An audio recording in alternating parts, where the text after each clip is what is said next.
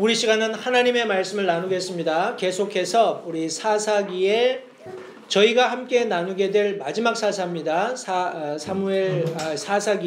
13장부터 16장까지 나와 있는 인물인데 우리 지난 시간에 삼손에 관한 교훈을 함께 나누었습니다. 삼손이 하나님의 사사라고 부르심을 받지 못하고 딥낫 사람의 사위다 하는 그런 좀 부끄러운 이름으로 불리게 된 것을 지난 시간에 함께 나누었는데 오늘은 사사기 16장 6절 한 절 말씀을 읽고 우리 16장 전체에 걸쳐서 나타나는 우리 사사 삼손의 우리 두 번째 마지막 우리 시간을 함께 말씀 나누도록 하겠습니다. 사사기 16장 6절 한 절 말씀을 제가 받들어 읽도록 하겠습니다.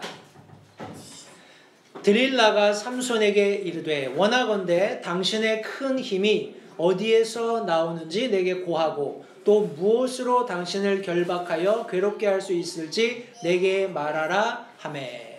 아마 여러분들 잘 아는 스토리일 겁니다. 삼손과 드릴라 이런 우리 내용의 그런 영화도 있습니다만 우리 나실인 사사 삼손의 우리 두 번째 어찌 보면은 그의 생애의 마지막 순간에 일어나는 일들을 가지고 이 아침에 함께 교훈을 나누기 원하는데 말씀을 위해서 잠시 기도하고 함께 말씀을 나누겠습니다. 하나님 감사합니다. 다시 한번 하나님의 살아계심과 하나님의 모든 인생들의 그런 일거수일투족을 아시고 그 삶 가운데 주장하고 계시는 그런 주권으로 인해서 이 시간 다시 한번 감사를 드립니다. 하나님 우리는 미력하여서 내일 일조차 알지 못하는 그런 가련한 인생들로서 하루하루를 살아가고 있습니다. 그러나 성경은 하나님께서는 완전한 그런 계획을 가지고 이 온 우주 만물을 지배하시고 주관하실 뿐만 아니라 우리 인생에게도 깊은 관심을 가지시고 또 우리의 삶 속에 깊이 관여하고 계시다고 성경은 말씀하고 있습니다. 하나님 그런 하나님을 알고 그런 하나님을 섬길 수 있는 특권을 허락해 주신 것을 이 시간 다시 한번 감사드립니다. 하나님 바라기는 이 아침에 다시 한번 우리의 만문을 활짝 열고 하나님께서 사사기 말씀을 통해서 우리에게 가르치기 원하시는 우리가 깨닫기 원하시는 그 말씀을 우리 경청하기 원합니다. 우리의 참 아둔한 인간적인 것으로 이 말씀을 대하지 않게 도와주시고 성령 하나님의 도우심으로 우리의 마음이 주님께 온전히 열려서 주님께서 하시는 말씀을 아멘으로 받으면서 우리의 삶에 마땅한 삶의 그런 가치관들을 형성해가는 그런 귀한 시간이 될 수 있게 주님 도와주시기 원합니다. 부족한 소정의 입술을 주님께 다시 한번 의뢰합니다. 하나님께서 취하시고 하나님께서 용처대로 사용하셔서 모든 영광을 홀로 받으시기를 다시 한번 간절히 바라오며 예수님의 귀하신 이름으로 기도했습니다. 아멘. 자리에 앉으십시오. 말씀드린 대로 우리 지금 사사기의 거의 끝부분에 나와 있습니다. 사사기에 우리 삼손 이후에 몇 가지 스토리들이 더 나옵니다만 그 스토리들은 우리 성도님들이 시간이 있으시면 한 몇 장 정도 더 읽어보시기를 바라고요. 그 스토리들이 굉장히 참담한 그런 이스라엘의 실상, 그 당시의 실상을 말해주고 있습니다. 때문에 한번 읽어보시면 그 이후의 스토리들을 이해하는데 굉장히 유용하시리라고 믿습니다.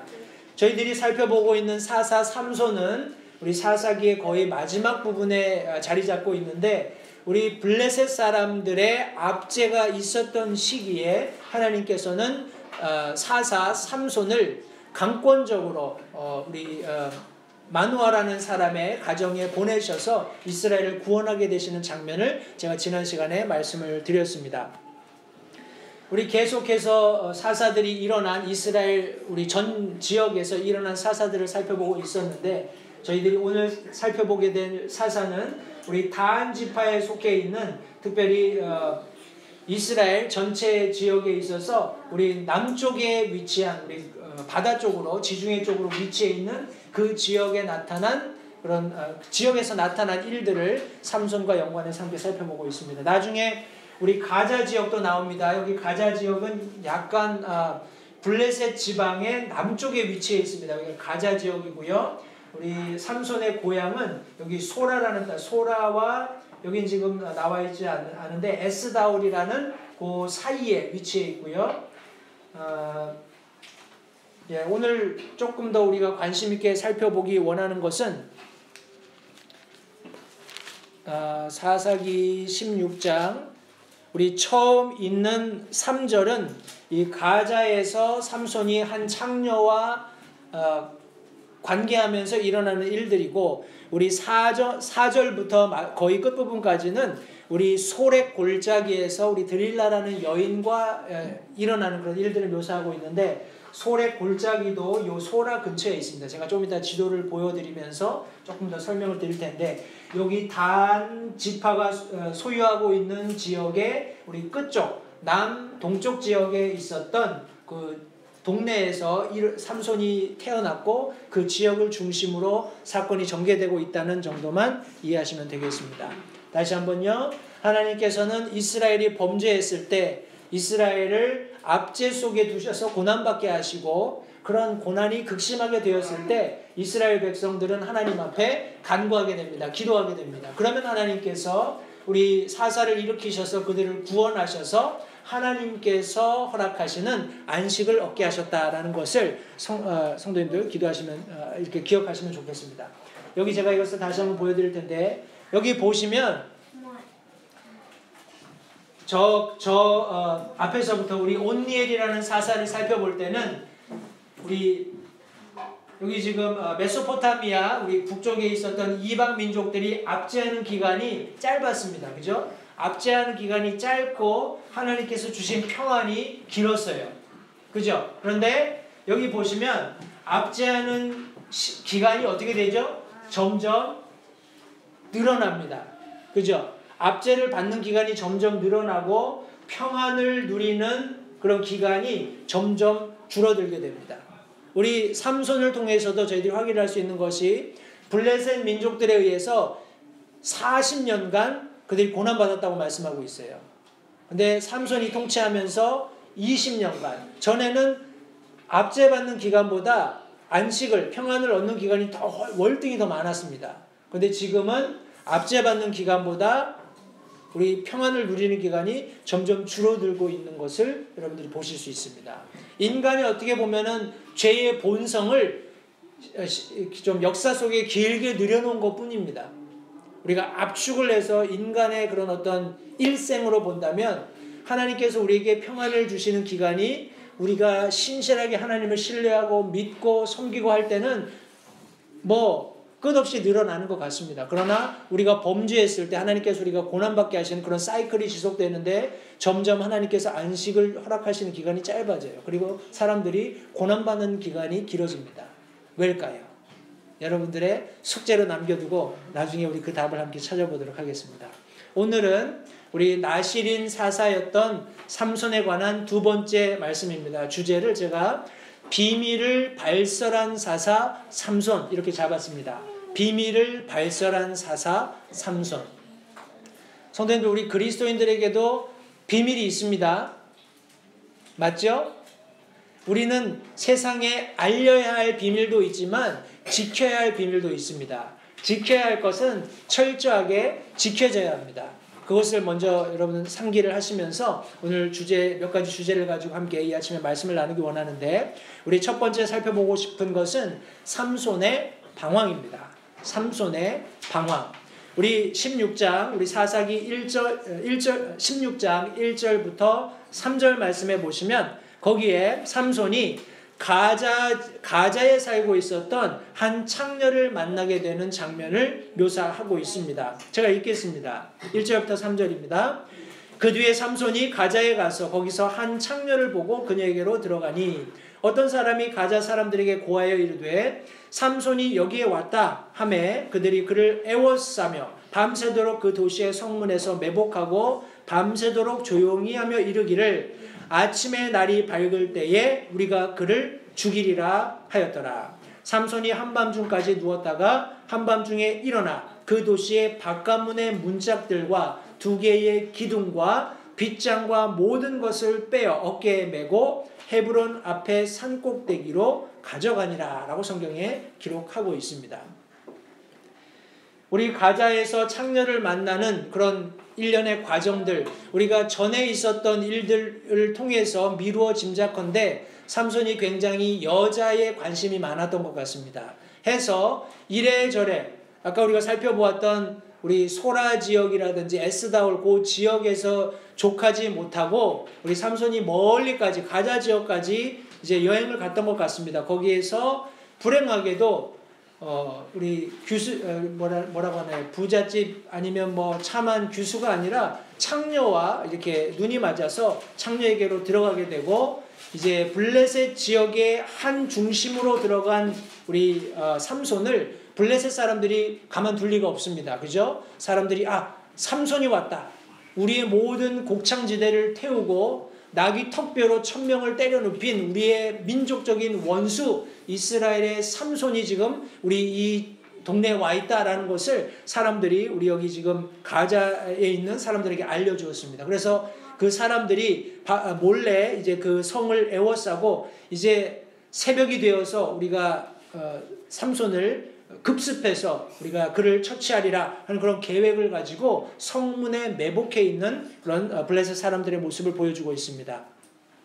그런데 참 재미있는 것이 3절 말씀에 보면 삼손이 그것을 전혀 모르지 않았던 것 같습니다. 삼손이 블레셋 사람들이 내가 이제 아침에 일어나서 새벽에 일찍 집을 나선다든지 아니면 내가 잠자고 있을 때 그들이 나를 급습하리라는 어떤 정보를 얻었던 것 같아요. 그래서 한밤중까지 일부러 누워있다가 사람들이 이제 삼손이 깊이 잠들었으니까 우리도 조금 기다렸다가 그를 치자 이렇게 좀 안심하고 있을 그런 즈음에 여기 말씀해 보니까 도시를 이렇게 싸고 있는 그 성의 어떻게 보면은 출입로가 되겠죠. 출입구가 되겠죠. 유일하게 있는 그 출입구에 2개의 문짝 그리고 기둥, 빗장 모든 것을 다 어깨에 짊어지고 우리 여기 지금 헤브론 앞에 산골짜기에 올라가게 되는 그런 장면을 묘사하고 있습니다.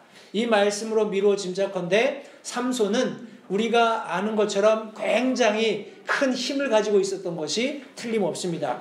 여기에는 뭐 성령의 감동을 받았다든지 하는 그런 표현이 달리 없습니다. 그러나 삼손이 어떤 필요가 있어서 하나님의 도우심으로 이런 도시의 문짝들, 기둥, 빗장을 모두 뜯어서 메고 지금 산으로 갈 수 있었다라는 것을 성도님들 여기 하나의 그림으로 머릿속에 남겨두시고 두 번째 장면입니다. 우리 삼손이 지금 여기 가자 지역으로 간다든지 아니면 소래 골짜기로 간다든지 하는 이런 모든 일련의 과정들은 우리 첫 번째 딥낫의 한 사람의 딸을 사랑했던 시대와는 조금 거리가 있다고 생각을 해요. 그래서 제 생각에는 어느 정도 나이가 들어서 나이가 들었다고 해서 꼬부랑 할아버지가 된 것은 아니지만 어느 정도 이렇게 완숙미가 있는 그런 나이가 되었을 텐데 그때 이런 딥낫의 한 여인을 사랑했던 혹은 가자 지역의 한 창녀를 사랑했던 것에 만족하지 못하고 이쯤 되면 내가 하나님의 사람이니까 정신을 차리고 내가 이스라엘 여인과 결혼해서 자녀도 낳고 이스라엘의 한 지파의 족속으로서 한 한 일원으로서 내가 그 역할을 충실히 담당해야 되겠다. 이런 결정을 했어야 하는데 참 불행하게도 안타깝게도 여기 4절부터는 삼손이 그 뒤에 이런 창녀와 가자에서의 일이 있은 이후에도 정신 차리지 못하고 소래 골짜기에 있는 드릴라라는 이름의 여인을 사랑하게 되었다라고 말씀하고 있습니다. 여기서 사랑이라는 것이 우리 잘 짐작할 수 있겠지만 에로스적인 어떤 이성적인 그런 사랑이었음에 틀림이 없습니다. 제가 이 두 지역들을 조금 설명을 드리겠습니다. 여러분 아마 제가 구글 얼스로 보여드려서 아마 이 지도가 조금 이렇게 친숙하실 수도 있는데 여기가 지금 우리가 알고 있는 우리 오늘날의 팔레스타인 땅입니다. 이스라엘에게 하나님께서 주신 소유지이기도 하고 이 아래 보면은 가자 지구라고 있습니다. 여기가 전체적으로 가자 지구고 우리 가자 하면 조금 여기 북쪽에 위치해 있는데 여기가 갈릴리 호수입니다. 갈릴리 호수고 여기가 사해 혹은 여메라고 하고요. 이 두 갈릴리 바다와 여메를 잇는 그 강이 있는데 그 강이 그 유명한 요단강입니다. 요르단강이에요. 요르단강이고 강 통상 우리 동편, 서편 이렇게 많이 우리 구분을 합니다. 그래서 여러분들 그 정도는 알고 계시면 나중에 성경 공부하실 때 유익합니다. 갈릴리 호수고 여기가 사해, 염해고 여기 요르단강을 기준으로 해서 강 동편과 강 서편 그리고 여기 염해의 끄트머리, 북쪽 끄트머리에서 이렇게 쭉 연결을 하시면 여기 예루살렘이 있습니다. 그리고 예루살렘 주변에 이렇게 좀 녹색으로 돼 있죠. 여기가 좀 이렇게 산지인데 제가 고기를 조금 요 지도를 조금 키워 보겠습니다. 여기 보시면 여기 좀 가자가 조금 더 뚜렷하게 나와 있죠. 아까 여기가 가자 지구였는데 여기가 가자라는 동네입니다. 우리 삼손이 여기 가자에 있었던 한 창녀를 사랑해서 가서 이제 일이 있었던 곳이고 여기 아까 제가 말씀드린 대로 염해 사해의 북쪽 끝에서 이렇게 가시면 예루살렘이 나오고 여기 이렇게 좀 이렇게 푸르른 지역이 보이죠? 여기는 산지입니다. 요 산지 요 끄트머리에 우리 삼손이 살았던 동네가 있어요. 그 동네를 제가 보여드릴 텐데 조금 더 키워보면 여기 조금 더 이렇게 산지가 이렇게 좀 여기 서울하고 좀 비슷하지 않나요? 서울 지도하고 모르겠어요. 하여튼간 여기 이렇게 산지가 이렇게 녹색 지역이 보이고 여기 벳셰메시라고 하는 요 동네의 끄트머리 북쪽 끄트머리 여기가 우리 소렉이 있는 동네입니다. 소렉 골짜기가 있는 갑자기 이름 생각이 안 나요. 그 동네인데 제가 그걸 키워볼게요. 이렇게 생겼습니다. 여기가 이제 아까 그 산지가 있는 그 끄트머리를 제가 키운 건데 여기 보면은 소라라는 동네가 있죠. 소라라는 동네가 있고 이쪽에 에스다울이라는 동네가 있습니다. 그래서 소렉과 에스다울 사이에서 하나님의 영이 삼손을 움직이셔서 그가 일하기 시작한 그런 내용이 성경에 나오고 그리고 여기가 이렇게 산지라고 제가 말씀드렸는데 산지를 이렇게 돌아가면 여기는 평야입니다. 평야인데 여기가 이 동네가 딥낫이에요.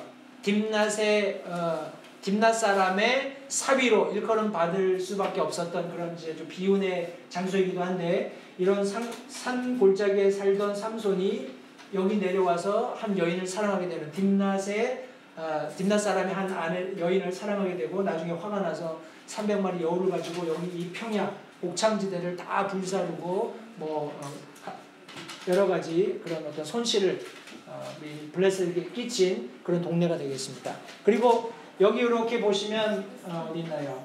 이렇게 강이 이렇게 흐르고 있는 게 보이시죠? 이게 강인데 요 강이 흐를 때는 대부분 골짜기를 따라 흐르잖아요. 그죠? 그래서 요 강이 흐르는 동네를 요 지역을 뭐라고 하냐면 소렉이라고 합니다. 그러니까 여기 지금 성경 말씀 4절에 보시면 삼손이 소렉 골짜기에 드릴라라는 이름의 여인과 사랑에 빠졌다고 기록하고 있죠. 그렇기 때문에 소렉 골짜기에 드릴라다고 하면은 어떤 딱 지역을 집어서 말하기는 사실상 좀 어렵습니다. 왜냐하면 여기 지금 강이 흐르고 있는 이 지역 전체를 소렉 골짜기라고 하고 있기 때문에 아마도 강이 흐르는 이 어떤 지점에 그 소렉이라는 강이 흐르는 그런 또 골짜기 지점에 드릴라가 살고 있었을 것으로 생각을 하고 우리 그 정도만 참고를 하시고 말씀을 계속해서 함께 나누도록 하겠습니다. 여기 지금 소렉 골짜기에서 드릴라를 만나게 됩니다. 4절부터 우리 20절까지 있는 아주 긴 내용의 거의 마지막 부분까지 연결되는 그런 내용의 말씀이 우리 이 드릴라와 연관된 말씀입니다. 여기서 드릴라가 블레셋 영주들과 거래를 하게 됩니다. 블레셋 영주들과 거래를 하게 돼요. 블레셋 영주들은 삼손이 누군지 너무나 잘 알고 있었고 이미 앞서서 우리 딥낫에서 엄청나게 많은 인명피해를 보았고 또 가자에서도 그를 사로잡아 죽이려고 했는데 원수를 갚으려고 했는데 실패했습니다. 그리고 시간이 얼마 지나서 우리 소렉 골짜기에 있는 드릴라가 이제 통상 우리 1절부터 3절까지 나오는 가자의 한 창녀라고 이야기하기 때문에 드릴라도 그와 같이 창녀가 아니었겠느냐 이렇게 추측하는 그런 분들이 있습니다. 그러나 성경은 드릴라가 어떤 인물인지는 정확히 묘사하고 있지 않아요. 어떤 그런 직업을 가지고 있었는지. 그런데 드릴라라는 여인은 적어도 블레셋의 영주들과 거래를 할 수 있을 정도의 어떤 그런 사회적인 포지션을 가지고 있었다라는 것을 우리가 참고해 볼 필요가 있습니다. 우리 뭐라고 하나요? 우리 블레셋 영주들과 거래하는 주 내용이 무엇이냐면 삼손의 비밀을 알아오라는 겁니다. 삼손의 비밀을 알아오라는 거예요. 두 가지 정도로 요약해 볼 수 있습니다. 제가 본문으로 삼았던 우리 사사기 16장 6절 말씀해 보시면 우리 드릴라가 우리 블레셋 영주들에게 요구받았던 두 가지 내용이 이 한 절 말씀에 다 나옵니다. 이 말씀에 보시면 원하건대 당신의 큰 힘이 어디서 나오는지 힘의 근원이 무엇인지를 나에게 말해달라. 왜냐하면 내가 블레셋 영주들과 딜을 했으니까 그것을 삼손에게 얘기했다는 것은 아니지만 블레셋 영주들과의 그런 비밀스러운 거래 속에 삼손의 힘의 근원이 무엇인지를 알아오라는 내용이 하나 있었고, 두 번째가 무엇이냐 하면 무엇으로 당신을 결박하여 괴롭게 할 수 있을지 내게 구하라. 힘의 근원이 무엇이고 그 힘을 억제할 수 있는 방법이 무엇인지를 알아오도록 지금 여기 블레셋 영주들이 우리 드릴라와 거래하는 내용을 성경이 묘사하고 있습니다. 그러면서 우리 각각 여기 1100개라고 되어 있는데 이게 맞나요? 한번 볼까요? 맞네요. 각각 1100개를 내게 주겠다라고 얘기했습니다. 우리 블레셋 사람 영주들이 얼마나 많이 올라왔는지는 모르겠는데 각 사람이 네가 가령 그 삼손의 비밀을 알아오면 개별적으로 1100개를 주겠다라고 지금 약속하고 있습니다. 성도님들 상상해 보십시오. 우리 블레셋 영주들이 드릴라라는 여인에게 찾아와서 삼손의 이 두 가지 비밀만 알아오면 내가 우리 각각이 1100개를 주겠다라고 얘기했을 때 드릴라 입장에서는 야, 내가 이 비밀만 알아오면 이제 소위 오늘날 말로 백만장자가 되는 거예요. 그러니까 아마 목숨을 걸고 이 삼손의 비밀을 알아오기 위해서 노력을 했을 것입니다. 성도님, 우리가 한 가지 주의해야 할 것은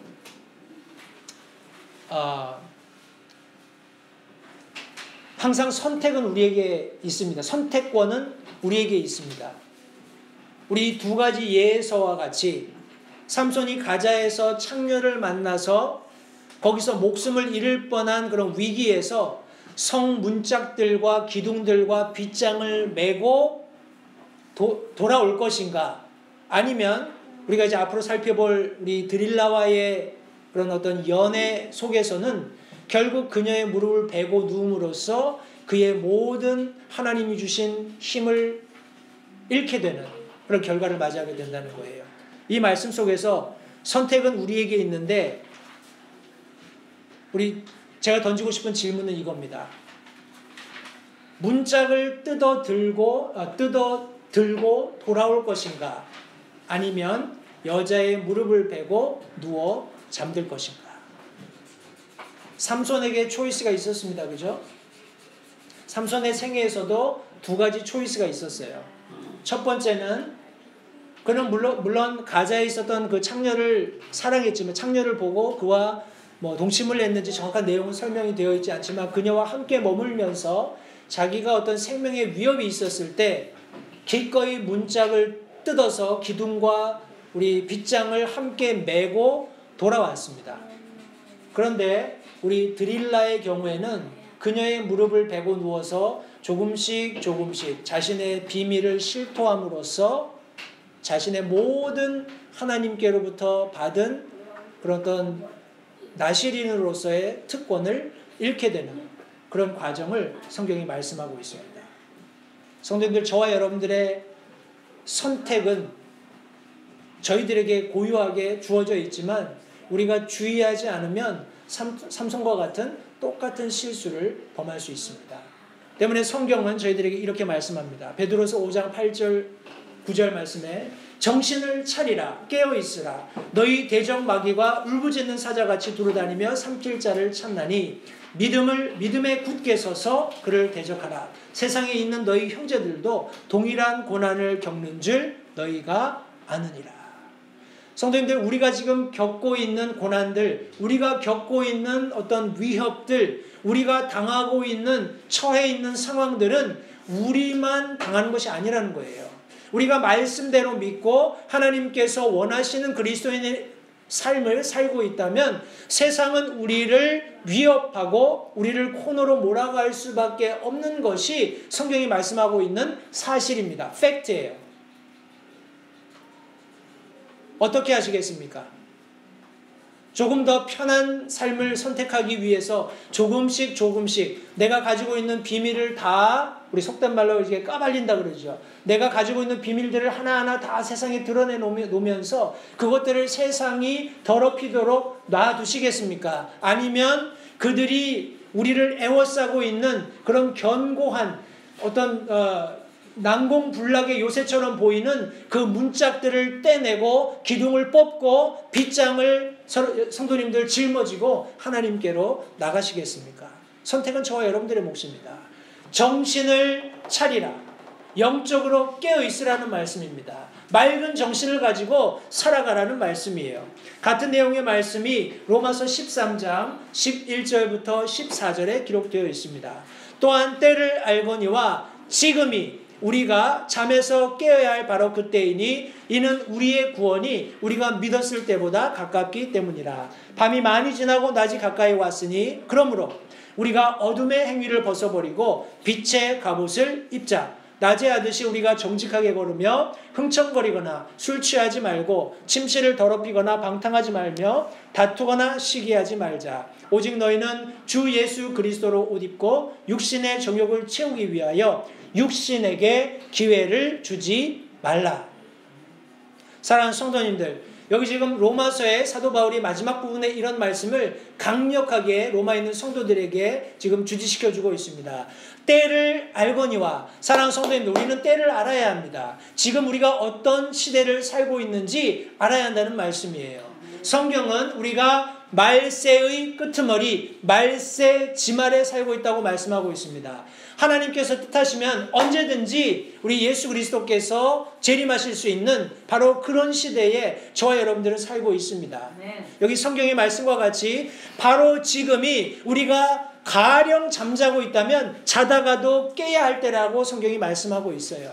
많은 그리스도인들이 잠자고 있습니다. 많은 그리스도인들이 지금 꿈속에서 방황하고 있다는 말씀이에요. 이렇게 살면 더 편안한 삶을, 이렇게 살면 더 행복한 삶을 살 수 있으리라고 마치 세상 사람들과 별 차이 없는 그런 삶을 살아가고 있습니다. 그러나 로마서에 이 서신을 기록하면서 사도 바울은 늘 자신의 삶이 그랬던 것처럼 주님 앞에 정직하기를 원했습니다. 주님 앞에 깨어있기를 원했어요. 주님 앞에 드려지기를 원했습니다. 해서 로마에 있는 성도들에게 지금 우리가 때를 알아야 하는데 가령 우리가 잠자고 있다면 지금 우리가 깨어야 한다. 왜냐하면 우리의 구원이 우리가 믿었을 때보다 더 가깝기 때문에.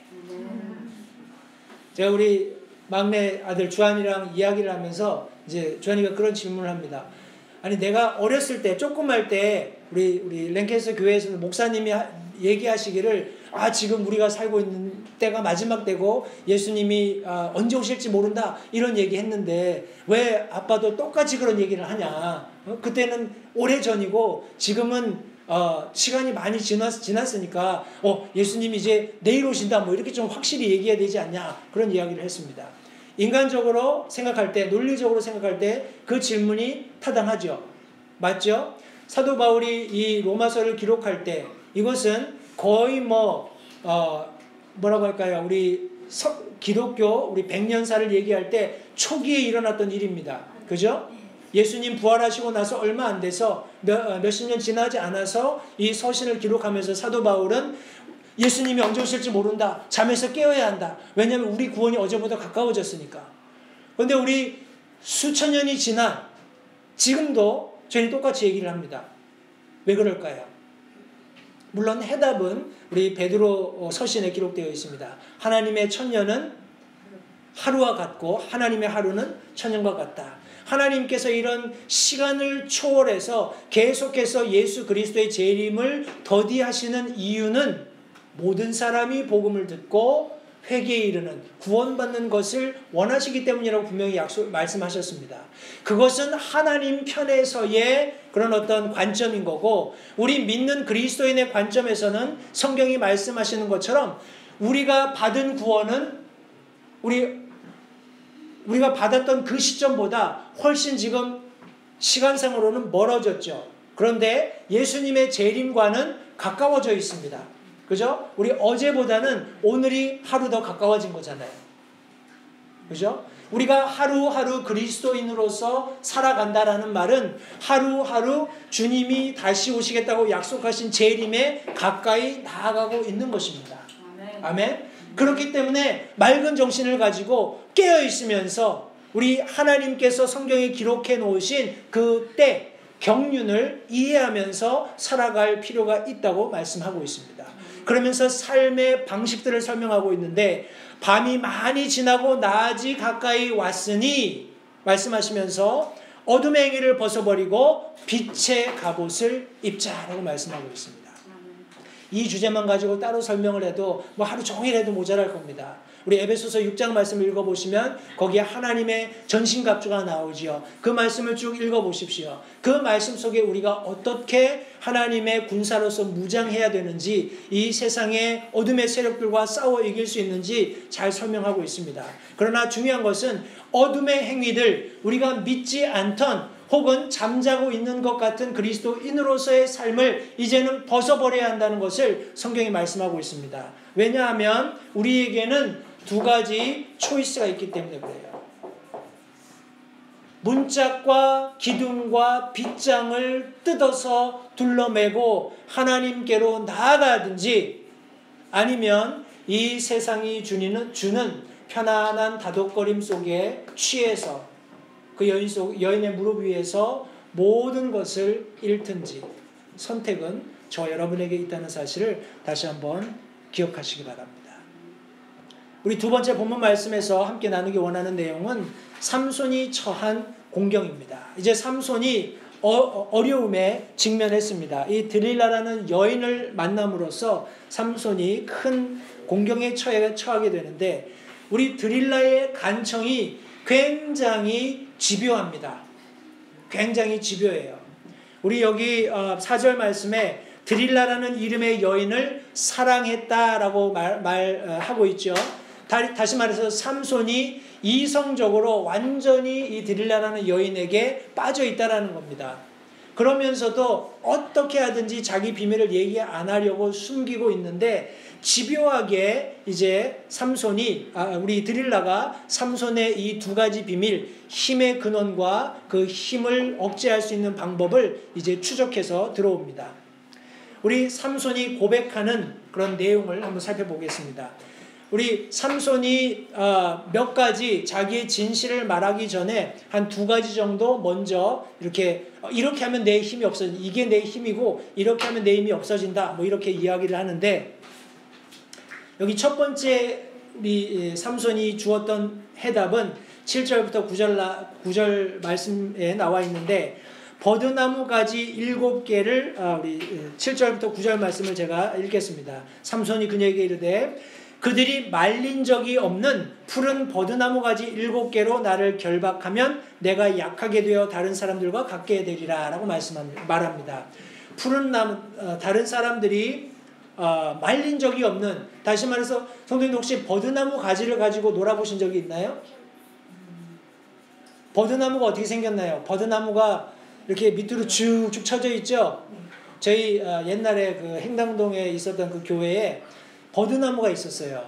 버드나무가 있었고, 제가 아마 우리 주아보다 조금 컸을 것 같아요. 한 뭐 7, 8살 정도 됐을 때 제가 어떻게 놀았냐면, 버드나무를 이렇게 위에서부터 이렇게 쭉 잡으면은 한 뭐 대여섯 그 가지가 이렇게 잡힙니다. 그럼 그거를 손으로 꽉 잡아요. 꽉 잡으면 이게 이파리들이 이렇게 쭉쭉 있기 때문에 안 미끄러지게 딱 잘 잡힙니다. 딱 잡히면 그걸 가지고 이제 그게 이렇게 화단 한가운데 있었는데, 화단이 삥 돌아가면서 돌멩이가 있잖아요. 그럼 이제 그 놈을 잡고서 이제 돌멩이 위에 기어 올라갑니다. 올라가서 이제 소리를 지르면서 그때 유명했던 타잔이라는 영화 흉내를 내면서 하면서 여기서 저쪽으로 휙 뛰어내리면 이게 원체 튼튼해서 그걸 잡고 저쪽 돌멩이까지 딱 갈 수 있어요.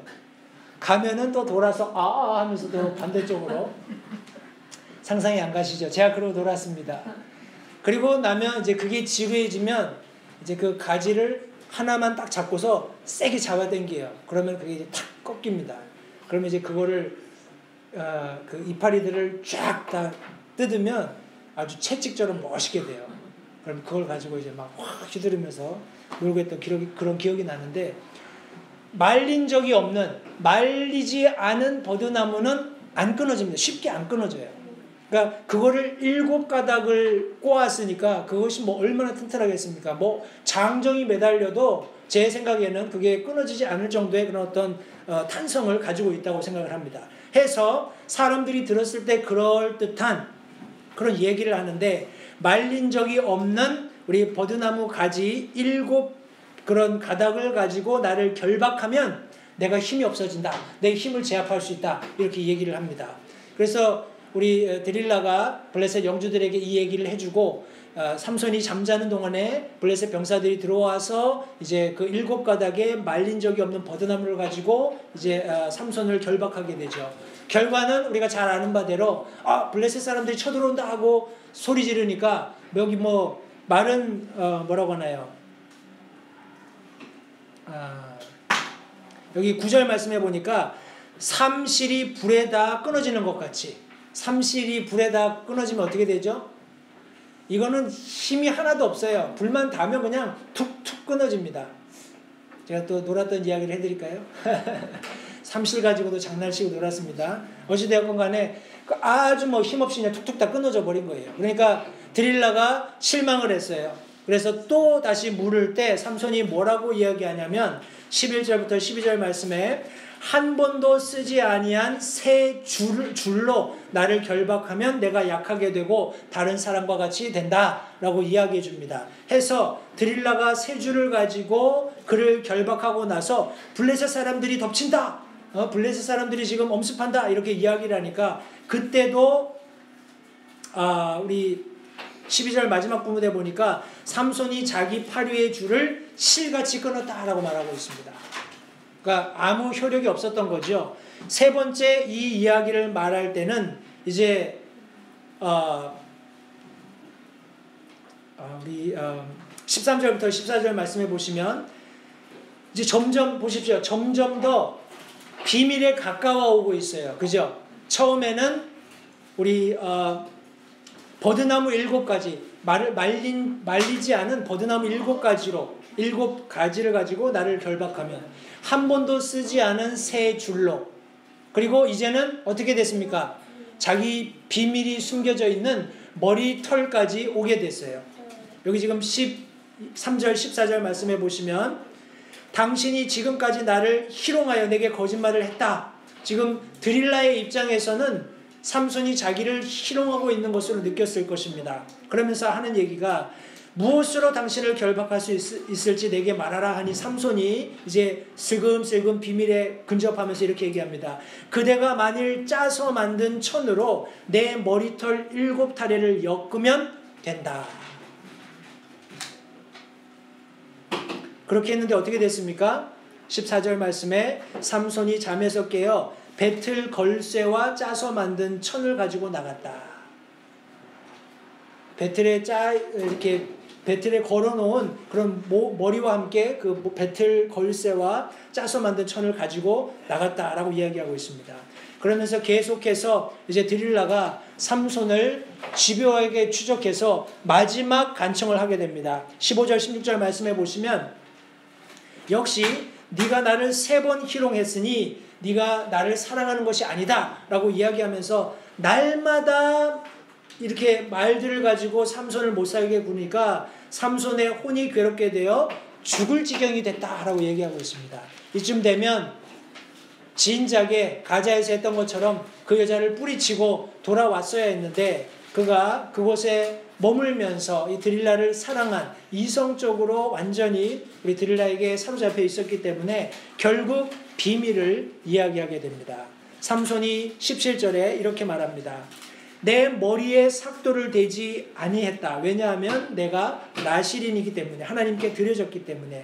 나는 모태에서부터 하나님께 바쳐진 나사렛 사람이었노라. 만일 내 머리를 밀면 내 힘이 내게서 떠나고 내가 약하게 되어 다른 사람 같게 되리라 하매. 성도님들, 이 한 절의 말씀 속에서 얼마나 끔찍한 일이 우리 삼손에게 일어났는지 우리가 상상해 볼 수 있습니다.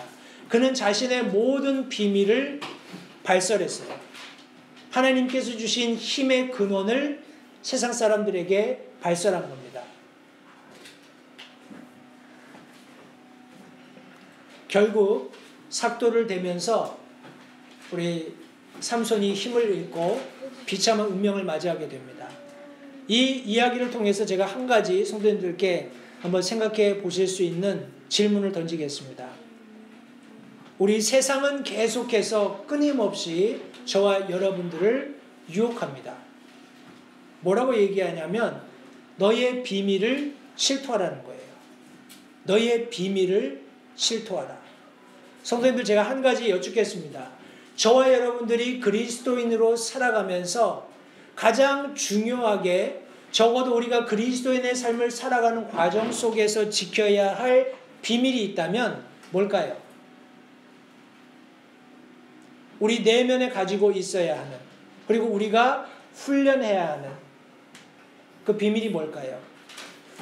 이 말씀이 우리 고린도전서 11장 말씀에 있습니다. 제가 이 말씀을 짧게 요약하겠습니다. 이 11장 말씀을 여러 가지로 다양하게 해석할 수 있겠지만은, 여기 보면 뭐 예배의 복장이라든지 아니면 우리 후반부에는 주님의 만찬에 관한 우리 예식들과 질서들에 관해서 말씀을 해주고 있습니다. 그런데 특별히 1절부터 16절, 우리 고린도전서 11장 1절부터 16절 말씀해 보시면, 여기 지금 하나님께서 교회에 주신 어떤 규칙, 어떤 규례 혹은 어떤 질서에 관해서 말씀을 하고 있습니다. 이것을 우리 쉽게 권위의 어떤 질서라 이렇게 제가 말씀드릴 수 있겠습니다. 3절 말씀해 보시면, 각 남자의 머리는 그리스도시요 여자의 머리는 남자요 그리스도의 머리는 하나님이시다 라고 말씀하고 있습니다. 우리가 이 말씀을 쭉 일렬로 정리해 본다면, 가장 위에 하나님이 계시고 그 아래 그리스도가 계시고 그 아래 남자가 있고 그 아래 여자가 있습니다. 이거는 어떤 뭐라고 할까요? 그런 우열을 가지는 그런 차원에서라기보다는 하나님께서 그런 식으로 세상을 창조하셨고 그런 식으로 이 세상을 운행해 가신다라는 어떤 질서를 설명하고 있습니다. 항상 남자는 여자보다 우월해 이런 차원의 것이 아니에요. 그러니까 그런 부분에서 오해하시지 않기 바랍니다. 그리고 그런 이유 때문에 여자들에게는 긴 머리를 허락하셨다라고 말씀하고 있습니다. 여자들이 과거에는 머리를 덮었죠. 머리를 덮어서 내가 권위 아래 있다라는 것을 드러냈습니다. 그런 것이 교회에서 암암리에 이렇게 어겨졌기 때문에 사도 바울이 다시 한번 그런 질서를 부여하면서 여자들이 머리 덮는 것이 자연스러운 것이고 그렇게 하지 않는 것은 도리어 수치스러운 것이다. 그리고 남자가 긴 머리를 가지는 것은 굉장히 부끄러운 일이다라는 것을 설명해 주고 있습니다. 해서 남자는 예수 그리스도 아래, 권위 아래에 있기 때문에 짧은 머리를 가지고, 여자는 인간적으로 남자의 권위 아래에 있기 때문에 긴 머리를 가져서 머리를 덮는다. 그런 원리를 설명해 주고 있는 것입니다. 제가 이 말씀을 더 구체적으로 들어가지 않고 이 원리를 가지고 좀 설명을 드리겠습니다. 하나님이 창조주로서 맨 위에 계시고 예수 그리스도께서 자발적으로 하나님의 권위에 순복하심으로써 인간의 몸을 입고 이 땅에 오셔서 이 세상에 어떤 구원을 가져다 주시는 그런 놀라운 희생을 하신 것을 우리 빌립보서 2장이 말씀하고 있습니다.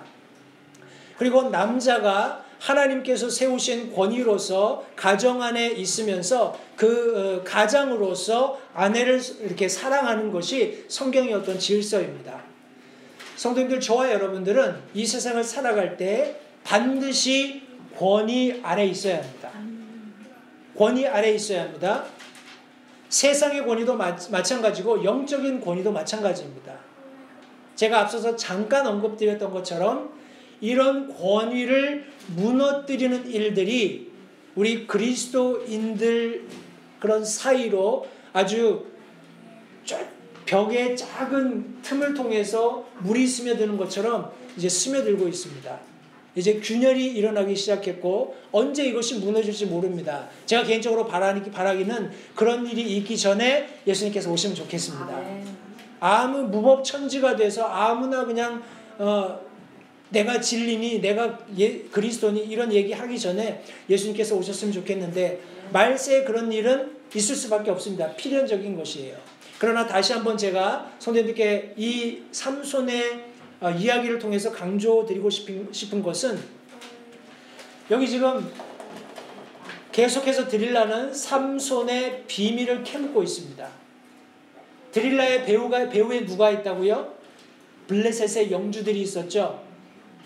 세상이 우리 그리스도인들의 비밀을 캐묻는 어떤 방식에도 그 이면에는 반드시 누가 있습니까? 마귀 사탄이 있습니다. 잊지 마십시오. 마귀 사탄은 그리스도인이 가지고 있는 가장 강력한 강점, 자기 자신을 권위에 순복하는, 성도님들 잊지 마십시오. 내가 권위에 순복한다라는 것은 자발적이어야 하고 내가 캐릭터가 겸손하지 않으면 될 수 없는 일입니다. 내가 항상 내 주관을 가지고 이렇게 다른 사람들을 재고 평가하고 하는 이런 어떤 교만함을 가지고 있다면 절대 권위에 순복할 수 없습니다. 어느 시점이 되면 저 사람이 그런 말을 해? 저 사람이 저런 행동을 해? 하면서 쉽게 그 권위에서 벗어나고 싶어 합니다. 또 다른 권위를 찾게 돼요. 아까 제가 말씀드린 것처럼 내 귀를 시원하게 해줄 수 있는 내 마음에 맞는 그런 사람을 혹은 그런 채널을 찾아다닌다는 겁니다. 저도 유튜브를 즐겨봅니다. 즐겨보는데 제가 유튜브를 즐겨보다가 그 유튜버라고 하죠. 그 유튜브를 녹화해서 방송하는 사람이 성경에서 벗어난 말을 한다든지 성경에서 벗어난 행동을 하면서 사람들을 이렇게 미혹한다고 할까요? 사람들을 잘못된 길로 인도해가는 그런 것이 보일 때는 저는 가차없이 그 채널을 이제 subscribe 했다가 그냥 탁 지워버립니다. 왜냐하면 더 이상 이 사람이 하는 말이 지금까지 좋았다 할지라도 저 한마디 말, 가령 그게 어떤 것이 되었든 간에 성경과 반대된 그런 내용을 말하거나 그 사람이 그런 행동을 할 때는 더 이상 볼 가치가 없는 거예요. 아무리 그 사람이 다른 사람들에게 훌륭하다 평가를 받는다 할지라도 성도인들에게도 이 비밀이 있어야 합니다. 다시 말해서 내게 권위가 있어야 하고 그 권위를 목숨을 걸고 따를 그런 결심이 있어야 한다는 말씀이에요. 그것이 마지막 말씀과 연관이 되는데 다시 한번 우리 삼손의 스토리로 돌아가서 삼손의 마지막을 살펴보겠습니다. 우리 앞의 내용과 연관이 되기 때문에 제가 조금 빨리 진행을 하도록 하겠습니다. 삼손이 이런 어처구니 없게 블레셋 여인의 그런 어떤 간청에 못 이겨서 자기 비밀을 다 발설하고 나서 결국 어떻게 되는 거 아니? 여기 고린도 말씀을 폈네요. 우리 사사기 말씀으로 돌아가셔서 우리 사사기 16장 말씀을 보겠습니다. 16장 20절 말씀부터 보겠습니다. 삼손이 그런 비밀을 발설하고 우리 드릴라가 삼손의 머리를 밀고 나서 삼손에게 블레셋 사람들이 당신을 덮친다 했을 때 삼손이 이전과 같이 늠름하게 뛰쳐나갔습니다. 뛰쳐나갔는데 마지막 부분에 보니까 주께서 이미 자기를 떠나신 줄을 깨닫지 못했다라고 말씀하고 있습니다. 성도님들, 우리가 앞서 말씀드린 그런 비밀을 간직하지 못하면 하나님의 능력은 우리에게서 이미 떠난 겁니다. 아무 그리스도인으로서 능력이 없는 그런 삶을 살게 된다는 거예요. 그리고 나서 비참하게 블레셋 사람들에게 사로잡혀서 우리 눈이 빠지게 된다라고 말씀하고 있죠. 20절 말씀 보십시오. 그를 붙잡아 그의 눈을 빼고 그를 가자로 데리고 내려가 놋 족쇄로 결박하고 감옥집에서 맷돌을 돌리고 있는 장면을 성경이 말씀하고 있습니다.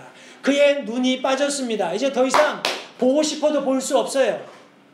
성도님들, 우리가 성경이 말씀하고 있는 그런 바른 가치관을 가지고 바른 질서 속에서 권위에 순종하면서 그런 비밀을 지키면서 그런 삶을 살지 않으면 우리가 봐도 보는 것이 아닙니다. 왜요? 우리의 눈은 이미 빠졌기 때문이에요.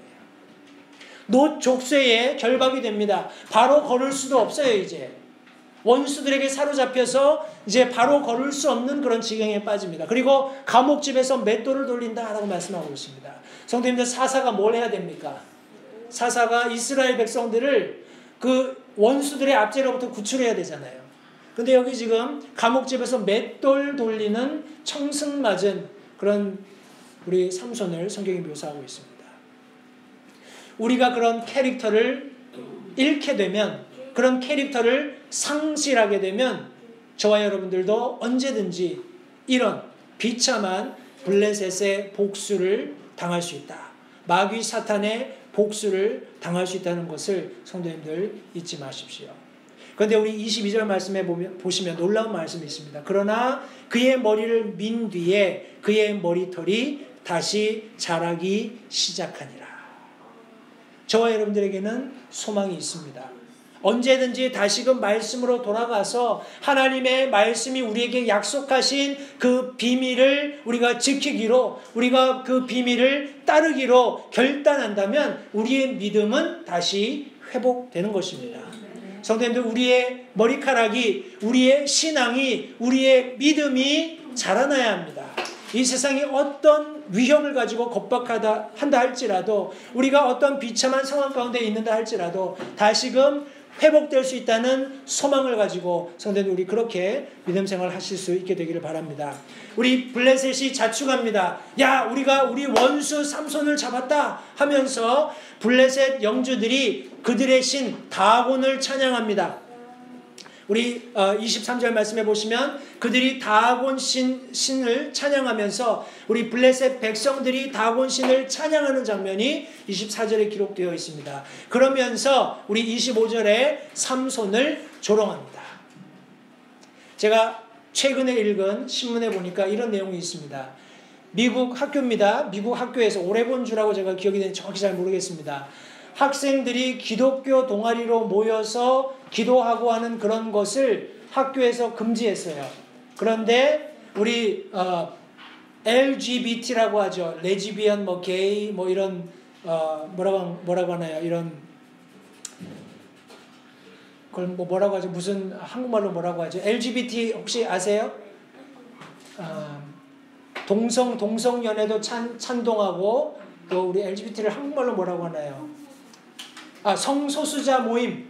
그러니까 남성 여성이 아니라 거기는 중성도 괜찮고 무슨 하여간 어떤 종류의 그런 성에 대한 그런 개념을 가진 사람들이 모여서 이렇게 그룹을 모이는 거에 대해서는 학교가 허락을 해줬다라는 겁니다. 그리스도인들이 함께 모여 기도하는 것은 이 세상은 안 된다고 합니다. 이제. 그런데 성경 이외의 다른 성적인 개념을 가지고 함께 모여서 그냥 방탕하게 자신들의 그런 의견을 나누고 하는 그런 모임에 대해서는 이 세상은 오케이. 그런 시대에 살고 있어요. 이제 그들은 자기들이 이겼다고 자축하고 있습니다. 그러면서 뭘 하는지 아세요? 빠지지 않는 한 가지가 있습니다. 그리스도인들에게 손가락을 딱 겨냥하고 저 바보들. 이제 조롱하는 거예요. 똑같습니다. 25절 보십시오. 25절 말씀해 보시면 그들의 마음이 즐거울 때에 그들이 이르되 삼손을 불러 우리를 위해 제주를 부리게 하자. 감옥집에서 삼손을 불러내서 그들을 위해서 제주를 부리게 하고 그를 기둥에다 묶어둡니다. 참 비참하죠. 우리 새 나귀 턱뼈를 가지고 1000명을 때려 눕혔던 여우 300마리의 꼬랑지를 2마리씩 묶어서 불사르는 그런 과정 속에서 블레셋을 아주 직접적으로 타격했던 삼손이 조롱받고 이제 자신의 원수들 앞에서 재주 부리고 있는 그런 비참한 모습을 보여주고 있습니다. 성도님들, 저와 여러분들도 주의하지 않으면 세상의 조롱거리로 전락할 수 있다는 것을 잊지 마시기 바라요. 그러나 감사하게도 삼손이 드린 마지막 기도가 성경에 기록되어 있습니다. 우리 26절부터 30절 말씀을 제가 읽겠습니다. 삼손이 자기 손을 붙든 소년에게 이르되 내가 이 집을 지탱하는 기둥들을 더듬어 찾아서 그것들에 기대도록 허락하라 하니라. 이에 그 집에는 남녀가 가득하며 블레셋 사람의 모든 영주들이 거기 있고 지붕에도 3,000명가량의 남녀가 있더니 그들이 삼손이 재주 부리는 것을 보았더라. 지금 아주 그냥 자기들끼리 승리를 만끽하고 있는 것입니다. 자기들의 원수인 삼손을 잡아다 놓고 눈을 빼고 우리 노족쇄로 결박을 하고 우리 감옥에서 맷돌이나 돌리게 하던 그놈을 끌어다가 이제 재주 넘는 것을 실컷 즐기고 있는 그런 상황인데 28절에 삼손이 주께 부르짖습니다. 자기의 마음을 깨고 하나님 앞에 자기의 마음을 찢고 지금 하나님 앞에 기도합니다. 오 주 하나님이여 간구하옵나니 나를 기억하소서. 오 하나님이여 간구하옵나니 이번만 나를 강하게 하사 블레셋 사람들이 내 두 눈 뺀 것을 단번에 원수갚게 하옵소서 하고 그 집을 지탱하여 받쳐주는 두 개의 중간 기둥을 하나는 왼손으로 하나는 오른손으로 붙잡고 이르되 나를 블레셋 사람들과 함께 죽게 하소서 하며 힘을 다하여 몸을 굽힘에 그 집이 곧 무너져 그 안에 있던 영주들과 온 백성을 덮으니 이처럼 삼손이 죽을 때에 죽인 자가 살았을 때 죽인 자보다 더 많았더라. 성도님들, 여러분들께 묻겠습니다. 죽음도 불사하고 주의 일에 힘쓰시겠습니까? 죽음도 불사하고 주의 일에 힘쓰시겠습니까? 저와 여러분들에게 어떤 의미에서는 마지막 무엇인가 하나님을 위해서 할 수 있는 힘을 하나님은 항상 남겨두시고 또 그것을 우리가 추구하도록 원하고 계세요. 삼손은 그렇게 했습니다. 하나님, 이번만 나를 기억해 주십시오. 내게 힘을 다시 한번 회복시켜 주셔서 저들이 나를 이렇게 만든 내가 마땅히 보아야 할 것을 보지 못하게 한 이 원수를 하나님 갚게 도와주십시오. 요한계시록 2장 10절 말씀은 내가 고난당할 그것들 가운데 어떤 것도 두려워하지 말라. 보라, 마귀가 너희 중에 몇 사람을 감옥에 던져 넣어 너희를 시험하리니 너희가 열흘 동안 환난을 당하리라. 너는 죽기까지 신실하라. 왜요? 그리하면 내가 생명의 관을 내게 주리라. 여러분, 이 땅에서 우리가 하나님을 위해서 마지막 힘을 다해 최선을 다함으로써 내가 죽을 수도 있다라는 그런 위협감이 우리를 사로잡을 때 기억하십시오. 너를 위해서 생명의 관이 준비되어 있다. 그것을 추구하십시오. 이 세상에서 잃는 것 때문에 하나님께서 준비하신 영원한 것을 잃는 그런 어리석음을 선택하지 않게 되기를 바랍니다. 빌립보서 3장 11절부터 16절 말씀에서도 사도 바울의 고백입니다. 어찌하든지 내가 죽은 자들의 부활에 도달하려 함이라. 나는 내가 이미 도달한 것처럼 여기지 아니하며 이미 완전한 것처럼 여기지도 아니하고 다만 그리스도께서 나를 붙잡아 이루시고자 하신 그것을 붙잡으려고 뒤따라 가노라. 형제들아, 나는 내가 이미 붙잡은 줄로 여기지 아니하고 다만 이 한 가지 일을 행하나니 곧 뒤에 있는 것은 잊어버리고 앞에 있는 그것들을 붙잡으려고 나아가 그리스도 예수님 안에서 하나님의 높은 부르심의 상을 받으려고 표대를 향해 밀치며 나아가노라. 여기 밀치며 나아간다는 사도 바울의 고백 속에는 내가 직면한 죽을 고비들도 다 감내하겠다라는 그런 의지가 표현되어 있는 것입니다. 그러므로 우리 완전한 자들은 다 이같이 생각할지니 만일 어떤 일에서 너희가 달리 생각하면 하나님께서 바로 이것을 너희에게 드러내시리라. 그럼에도 불구하고 기억하십시오. 우리가 이미 도달한 곳에서는 같은 규칙에 따라 걷고 같은 것을 생각할지니라. 성도님들, 퇴보하지 마십시오. 우리는 이미 같은 위치에 도달했습니다. 우리는 예수 그리스도의 보혈로 구원받았고 하나님의 놀라운 성령의 인치심을 받았고 하나님의 말씀대로라면 영원한 생명의 관이 예비되어 있는 사람들입니다. 우리가 죽기까지 충성한다면, 죽기까지 주의 일에 힘쓴다면 하나님께서는 이미 우리를 위해서 생명의 관을 예비해 두고 계신 것입니다. 우리는 그것을 공통적으로 알고 있는 그런 위치에 도달해 있기 때문에 저와 여러분들에게는 같은 규칙이 있어야 된다는 말씀이에요. 여러분들이 혹시 제가 드린 말씀 중에 어떤 것에라도 목사님 저는 좀 다른 의견을 가지고 있는데요 라고 생각하신다면 여기 말씀에 따라서 하나님께서 바로 이것을 드러내실 것이다 라고 말씀하고 있습니다.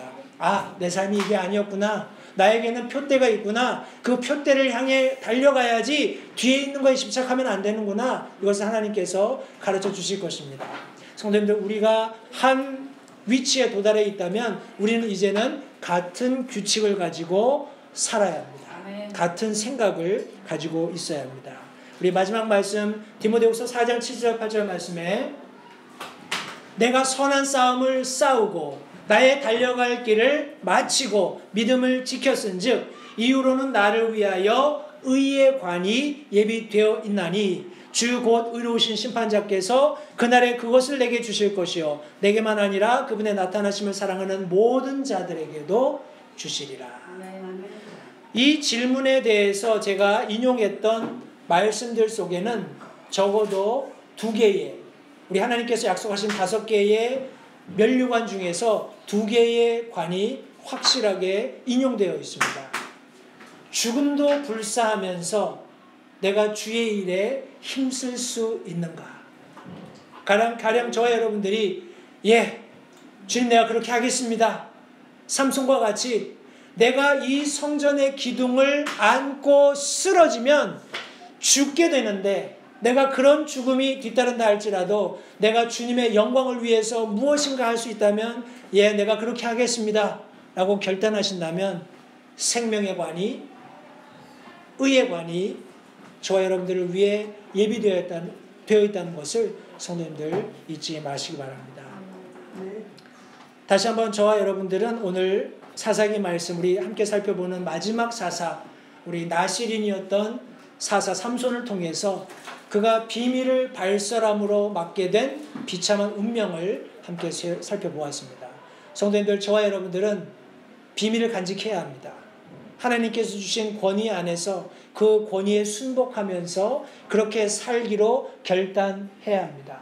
하나님의 말씀이 저와 여러분들의 최고의 권위라면 그 말씀에 위배된 어떤 것도, 가령 그 사람이 혹은 그 채널이 아니면 그 조직이 아무리 탁월하고 영향력이 있고 내게 좋은 것처럼 여겨진다 할지라도 하나님의 말씀이 아니라고 했을 때 내가 그 권위에 순복하고 그렇게 하겠습니다 라고 저와 여러분들이 순종한다면 하나님께서 우리 사사기에서 얻을 수 있는 많은 교훈들을 저와 여러분들의 삶에서 실제적으로 이루어 주시리라고 믿습니다. 사랑하는 성도 여러분, 하나님의 말씀은 저와 여러분들의 유익을 위해서 주어졌습니다. 이 말씀을 우리가 아멘으로 받는다면 우리의 삶이 이전보다 더욱 윤택해 되고 또 하나님께서 원하시는 종의 모양으로 우리 빚어지리라고 믿습니다. 오늘 들으신 말씀을 가지고 다시 한번 말씀 안에서 비밀을 간직한 그리스도인으로서 살기로 결단하는 모든 LH임대교회 성도님들이 되시기 바랍니다. 기도하겠습니다.